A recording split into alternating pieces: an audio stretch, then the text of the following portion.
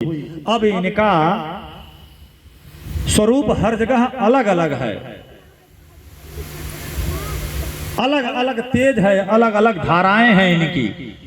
बैकुंठ लोक में और गोलोक में जब ये उत्पन्न हुई तो इनके बारे में बता रहे हैं इनकी धारा कितनी लंबी चौड़ी है। तो कहते हैं कि 1 करोड़ योजन चौड़ी और उससे लाख गुना लंबी है भैया।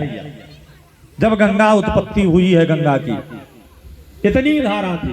आप लोगों को लगेगा कि अरे इतनी लंबी चौड़ी तो नहीं होगी, लेकिन यह प्रमाणित है। अगर इतनी लंबी चौड़ी न हुई होती तो राजा भगीरथ भूत भावन सरकार को प्रसन्न नहीं करते। जब उन्होंने अन्यान्य देवताओं को प्रसन्न किया, ब्रह्मा जी को प्रसन्न किया, तो ब्रह्मा जी ने यही तो कहा कि गंगा को तो हम छोड़ देंगे, लेकिन संभालेगा कौन? उनकी वेग को धारण कौन कर पाएगा? केवल एक ही है, भूत भावन सरकार। तो राजा भगीरथ जाकर के फिर से तपस्या करते हैं, भूत भावन सरकार की तपस्या करते हैं। तो बाबा अपने जटाओं के केवल एक बाल से गंगा को इस पृथ्वी लोक के लिए छोड़ते हैं। ये जो धारा आज आप बह रही है केवल एक, और इसका परिणाम क्या, परिमाण क्या है, अपने यहाँ कितनी लंबी चौड़ी है? तो आया क्रोशेक मात्र विस्तीर्णा ततः खेड़ा तत्क्वचित छितौ चालक नंदाया ताम गंगाम प्रणमाम्यहम्। कि इस लोक में कितनी चौड़ी है? तो कहते हैं क्रोशेक। क्रोशेक का अर्थ है क्रोश, क्रोश का अर्थ होता है कोस। कोस में एक कोस का मतलब समझते हैं कितने किलोमीटर? 3 से 4 के बीच में। तो इनकी चौड़ाई यहां बता रहे हैं। देखिए, हम आप आज देख रहे हैं, हमारे ऋषि हमारे मुनियों के द्वारा ये हजारों हजार वर्ष पूर्व लिखा जा चुका है। कल्पना करिए कि कैसे उनको ये पता था कि कहां कितनी लंबी कहां कितनी चौड़ी है। वे अपने तपोबल के द्वारा इन सब की जानकारी रखते थे प्रभु जी। वही बात रखे, क्रोशेक कहीं कहीं 1 कोस चौड़ी है, 3 से 4 किलोमीटर। और कहते हैं कि ततः खीड़ा चक्वचित, कहीं कहीं उससे भी कम है। ऐसी गंगा को हम प्रणाम करते हैं।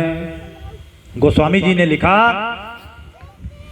कि गंगा सकल मोद मंगल मोला सब सुख करने हरणे सब सोला गंगा सकल।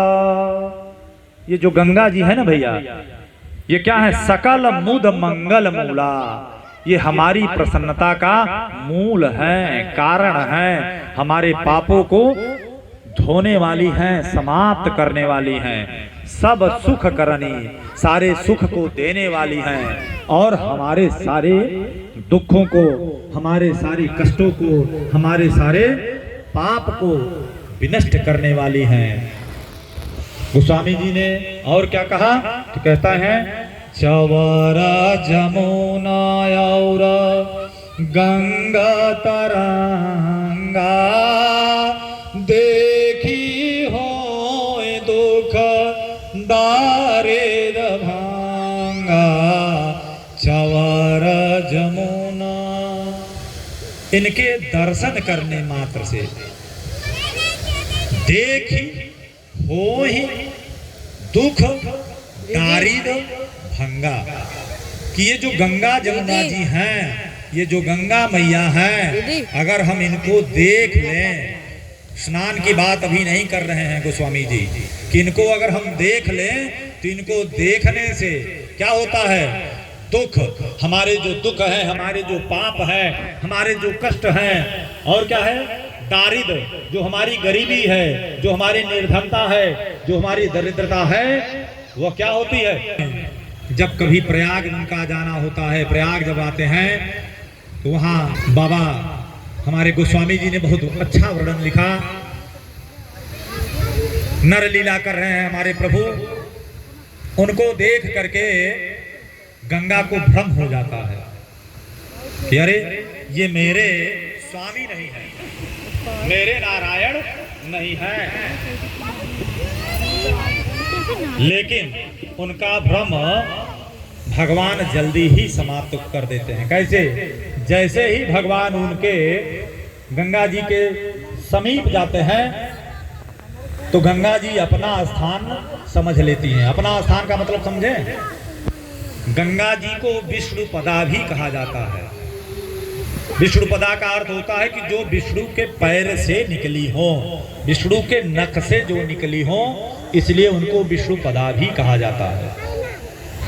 तो जैसे ही भगवान राम गंगा जी के समीप जाते हैं तो गंगा जी भगवान राम के जब चरणों को देखती हैं, भगवान राम के जब नाखूनों को देखती हैं तो उनका भ्रम समाप्त हो जाता है। उनको यह बोध हो जाता है कि नहीं, यही मेरे वास्तव स्वामी हैं, ये नारायण स्वरूप है, ये विष्णु जी हमारे स्वामी हैं, इनके ही चरणों से मैं उत्पन्न हुई हूँ। गोस्वामी जी ने एक चौपाई लिखा कि पद नाख निराखे देव सुर हर से, सुने प्रभु वचना मोह मत कर से, पद नाख निराखे। जैसे ही भगवान राम जाते हैं तो पद नख, जो उनके पैरों का नाखून है, उनको निरखी, उनको देख करके जो ये देवसरी हैं, गंगा मैया हर्षी प्रसन्न हो जाती हैं। उनको ज्ञान हो जाता है। क्या ज्ञान हो जाता है? कि सुनि प्रभु वचन मोह मति करसी। जो उनको यह मोह हो गया था कि यह नारायण नहीं है, ये कोई और है, नरलीला कर रहे हैं। भाई भगवान तो नरलीला ही कर रहे थे, तो नरलीला के कारण उनको मोह हो गया था। तो जब उन्होंने नाखूनों को देखा तो उनका मोह समाप्त हो गया। गंगा की ये महत्ता है प्रभु जी, क्या कि गंगे तव दर्शनात् मुक्ति। गंगा में स्नान तो हम बाद में करें, अगर गंगा की दर्शन भी हो जाते हैं ना प्रभु, तुम हमारी मुक्ति हो जाती है।